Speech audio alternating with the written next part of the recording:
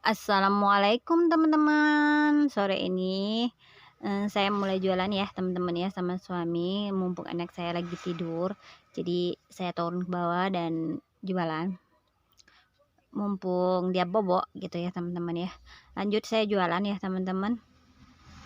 Oh ya teman-teman, bagi yang mau jualan silakan aja ya teman-teman, jangan pada takut, mau modal sekecil apapun, yang penting mau berusaha pasti bisa kok. Jangan takut modal kecil, karena dari modal kecil itu bisa jadi gede loh teman-teman ya. Karena kita belajarnya kan dari modal kecil, barang apa yang sangat dibutuhkan orang, yang sangat diperlukan orang, jadi kita jual yang memang benar-benar orang perlukan ya. Yang maksudnya yang orang perlukan ya, kayak kebutuhan sehari-hari ya teman-teman ya, kayak gula, minyak, kopi, teh. Pokoknya itu harus ada setiap hari ya teman-teman ya. Jadi yang lain itu pelengkap aja, guyur-guyur, kita baru isi yang ini, tambahin sedikit, ada untungnya kita tambahin sedikit ya teman-teman ya. Karena kalau kita mulai dari gede, dari uang yang banyak, maksudnya modal banyak ya teman-teman, kita nggak tahu ini nih perkembangannya gimana gitu ya, perjalanannya ya, barang yang ini gimana, nanti kita beli barang-barangnya lengkap semua gitu, jumlahnya banyak semua gitu ya teman-teman, nggak taunya yang produk ini nggak terlalu laris.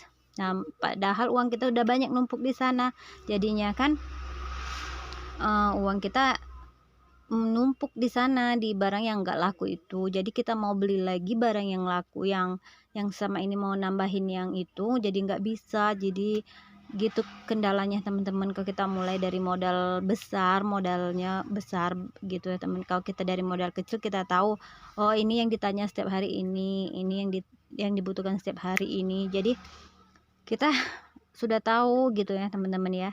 Bukannya maksud saya harus modal kecil dulu, tapi alangkah baiknya modalnya dari yang kecil dulu gitu. Kalau ada uang sih nggak masalah. Kalau kita punya uang lebih sih nggak masalah, mau modal besar dulu juga apa-apa. Tapi kalau ya lihat juga perkembangannya gitu, lihat juga perjalanannya. Pokoknya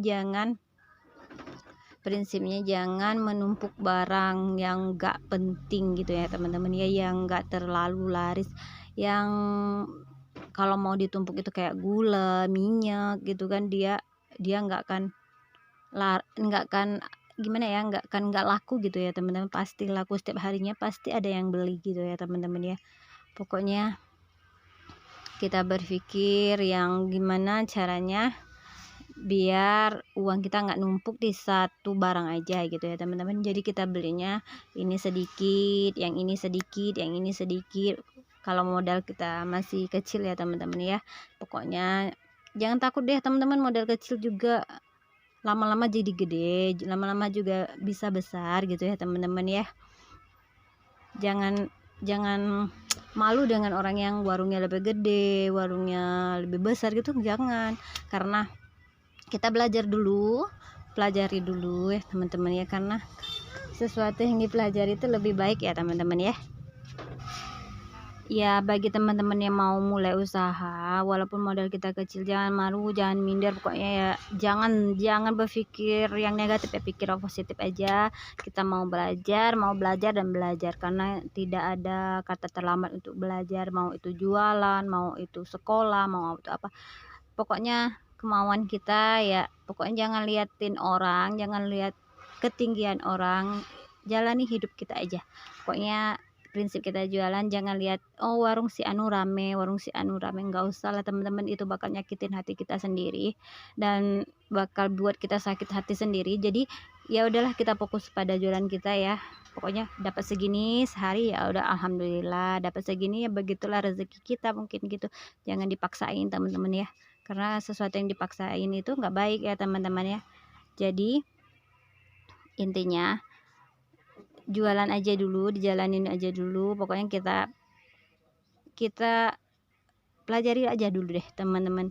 Pokoknya semangat yang mau jualan. Saya yakin pasti banyak ya teman-teman yang pengen berusaha, yang pengen punya usaha sendiri gitu ya teman-teman, tapi takut modalnya kecil gitu. Jangan takut, nggak apa-apa modalnya kecil, tapi jangan beli barang yang gak pasti gitu ya, maksudnya nggak terlalu laris. Jangan yang jarang ditanya orang ya teman-teman ya. Belilah barang-barang yang laris kayak rokok itu pasti dibeli setiap hari, kayak gula, minyak, kopi, teh, pokoknya itu tuh semuanya dibutuhkan setiap hari ya teman-teman ya. Kalau yang lain pelengkap aja ya teman-teman ya, makanan itu pelengkap aja, karena untungnya nggak berapa persen dari yang kita jual ya teman-teman ya. Pokoknya saran saya bagi yang mau mulai berjualan itu teman-teman, jangan terlalu banyak menjual makanan anak-anak. Karena apa?